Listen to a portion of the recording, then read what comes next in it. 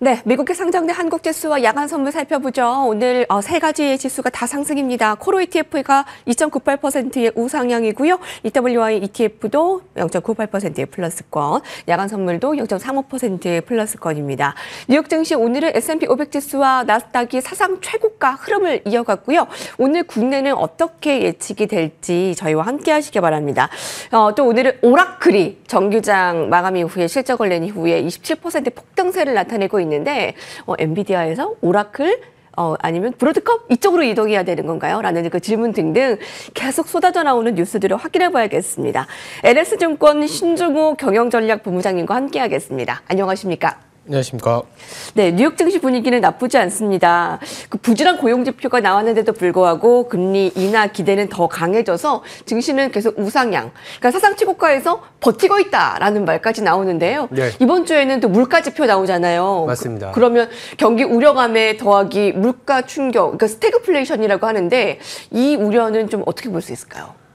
시장이 일단은 금리 인하를 거의 100% 받아들이면서 사상 최고치를 그리고 있는 그 이면에는 또 행여나 물가 지표가 조금 예상보다 높게 나오면서 스태그플레이션 말씀하신 것처럼 이 연준을 좀 고민하게 하는 거 아니냐라는 약간 우려도 있긴 있습니다. 지금 PPI 그리고 CPI가 오늘 내일 나올 텐데 CPI 같은 경우에는 전월보다 조금 더 올라갈 것으로 보고 있는 상황이기 때문에 자칫 물가가 좀 높아지면은 연준이 다음 주에 금리 인하를 안 하거나 내지는 하더라도 뭔가 그 이후의 스탠스를 좀 매파적으로 하지 않을까라는 우려가 있는 건 사실인데요. 근데 문제는 최근의 어떤 분위기는 물가와 고용이라는 양대 책무를 가져가야 되는 연준 입장에서 물가 수준이 어느 정도 컨트롤, 즉 한 3%를 치고 넘어가는 그런 분위기가 아니라 뭐 전월 대비 관세의 영향으로 다소 올라오긴 하지만 어쨌든 잭슨홀에서 파월 연준 의장도 관세 영향은 단기적일 것이다라는 부분들, 더불어서 최근에 이제 뉴욕의 연은에서 발표하는 기대 인플레이션 지수도 다소 반등은 했지만 3% 초반에서 안정을 찾는다는 측면에서는 이제 물가 안정하고 더불어서 이제 고용 안정이라는 양대 책무에서 고용 안정 쪽에 조금 더 집중을 하는 연준을 기대할 수 있는 수준이 나와주면 시장은 아마도 지금의 어떤 뭐랄까 상승 추세를 유지할 수 있는 힘은 얻지 않을까 이런 생각을 갖고 있습니다. 그렇군요. 그러니까 물가와 고용 두 마리 토끼를 잡아야 하는 상황에서도 최고가 증시입니다. 통화 완화 그 기대감으로 지금 증시가 최고가에서 잡고 있잖아요. 네. 바로 이제 그 금리 인하에 대한 가능성이라는 건데, 근데 FOMC가 끝나면 그리고 이제 몇 차례의 금리 인하 신호가 확실히 나오면 기대 소멸로 이제 그때부터는 증시가 이제 하락하는 거다라는 우려감에 대해서는 어떻게 보세요? 일단 당연히 나올 수 있는 얘기죠. 왜냐하면 이게 실적 자체가 워낙 좋아져서 올라온 것이냐라는 우려도 있을 수 있는데 저희들은 보는 게 지금과 같은 시기를 과거에서 찾아보거나 그 이후의 흐름도 좀 챙겨보는 편이잖아요. 네. 그래서 이제 물가와 연준의 기준금리 추이를 보면 지금은 90년대 중반하고도 좀 비슷한 사이클이라고 말씀드리고 있어요.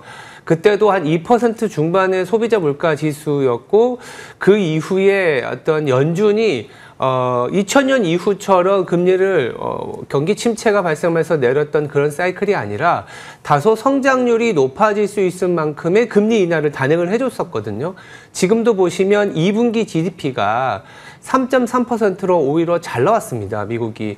그 잘 나온 이면에는 보시면 소비나 이런 쪽보다는 오히려 AI라든지 지재권에 대한 투자로 인해서 그런 뭐랄까 성장률이 잘 나왔고 3.3%라는 거는 지금 물가 수준이 3%가 안 된다 그러면 물가 수준보다 높은 수준의 실질 성장률이라고 볼 수 있는 거거든요. 그렇게 보면 90년대에 금리 인하를 단행해 주면서 높아졌던 어떤 성장률에 대한 기대감이 지금도 어쩌면 다시 반복이 될 수 있는 상황이지 않겠냐라는 말씀을 드리고 있고요. 이러다 보니까 보다 중요한 거는 금리 인하 이후에 투자에 대한 기대치가 올라서야 된다는 측면인데 최근에 CEO 투자 서베이를 보시면 바닥에서 좀 돌고 있다라고도 볼 수 있습니다. 기업들의 차입 비용이 높았던 부분들이 조금은 완화될 수 있고, 그리고 지금 미국 내에서는 무엇보다 엔비디아를 위시로 한 AI 투자 혁명이 지금 브로드컴이 최근에 이번 주에 상당한 핫한 이슈잖아요. 왜냐하면 엔비디아 혼자 독주로 GPU를 독점하던 사이클에서, 그리고 비싸던 사이클, 공급이 좀 타이트한 사이클에서 브로드컴이 나오면서 보다 성능과 비용이 최적화되면서 뭐 사실 AI가 더 뭐랄까요, 확산이 되기 위한 어떤 그 발판을 만들어줬다. 비용이 낮아져야 다들 채택을 하지 않습니까?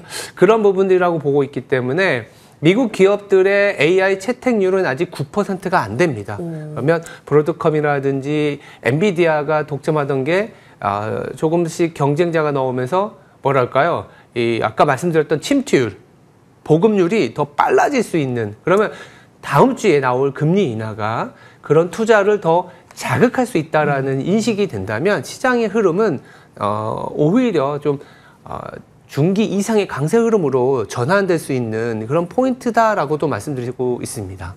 그렇군요. 그러니까 투자 자극이 계속 이어지는 뉴스가 좀 나오는 이상 뭐 그렇게 크게 꺾일 만한 사항들은 아니겠네요. 근데 말씀해 주신 대로 AI 시장이 독점에서 좀 더 이제 분산이 되고 AI 전반적인 시장에는 좋은 뉴스겠지만 엔비디아 주주들에게는 이거 우려가 아니냐. 엔비디아 좀 비중 많으신 분들 조금 축소하고 다른 쪽으로 가야 되지 않겠느냐라는 질문 많이 받으실 것 같아요.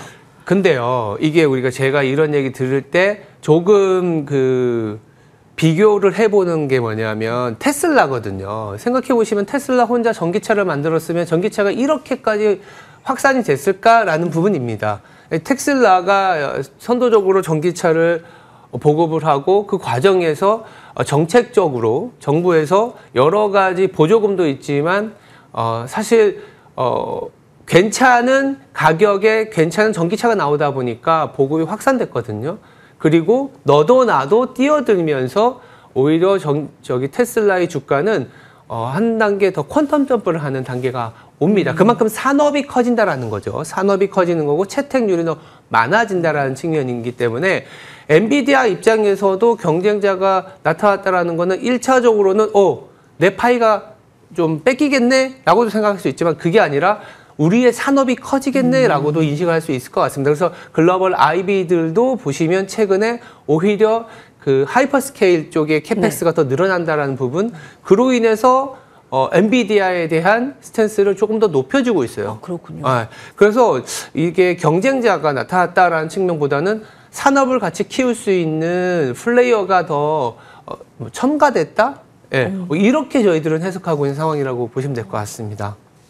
네, 엔비디아 입장에서 내 파이가 꺾이겠네라는 것보다 산업이 더 커지겠네? 뭐 이렇게 이해를 하면 되겠다라는 말씀이시네요. 맞습니다. 네, 본부장님 금 많이 갖고 계시나요?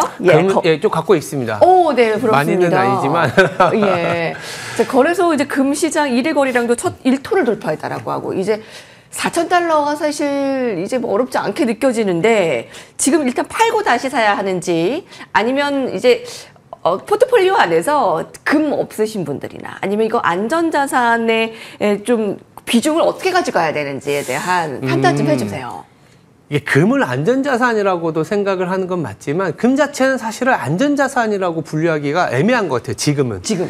그러니까 금을 볼 때 간단하게 보면 금은 실질금리와 반대되는 방향으로 갑니다. 쉽게 얘기하면 통화정책이 완화적인 사이클일 때는 이제 금이 보다 이제 인플레이션 해지 수단으로서 각광을 받는 게 전통적인 사이클에서의 얘기이기 때문에 지금 다음 주에 당장 있을 연준의 금리 인하 베팅에 금이 최근에 이렇게 올라가는 거는 또 한 가지가 있는 것 같고, 두 번째는 이제 재정 정책하고도 연결된 게 또 금입니다. 그러니까 통화 정책하고는 반대 방향, 재정 정책하고는 이제 순방향인데, 통화 정책이 밑으로 갈수록, 그러니까 금리를 내릴수록 금은 올라가고, 재정 정책은 위로 올라갈수록 금이 올라가는데, 재정 정책이라는 건 한마디로 정부가 돈을 쓰는 거지 않습니까? 근데 이게 또 한 가지로 보면 이 부채가 늘어날 수 있는 이슈예요. 그러다 보면 재정 정책, 통화 정책 이런 부분들 때문에 지금 어떻게 보면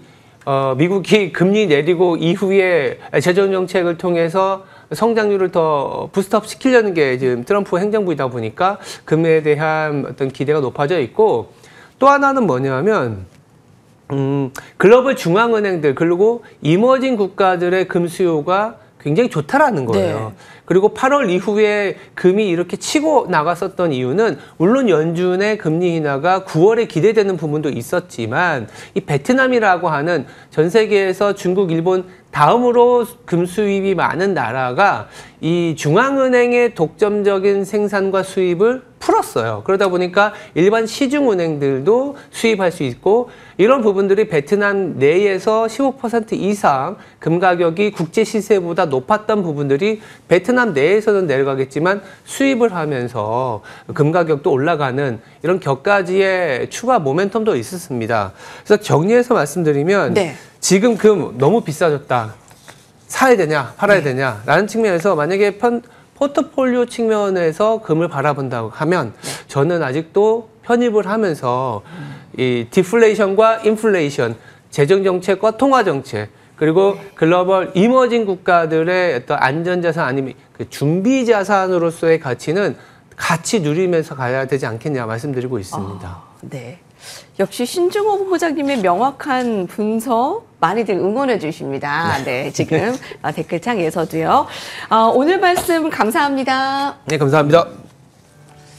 네, 국내 증시가 변동성이 매력이라면 미국 증시는 어렵다 하시는 분들 그래도 지금 탄탄하게 우상향을 나타내고 있으니 저희와 함께하면 어렵지 않게 투자 수익률 가지고 가실 겁니다. 매일 아침 5시 55분 함께해 주시고요. 저희는 여기서 인사드리겠습니다. 오늘도 성공 투자하세요.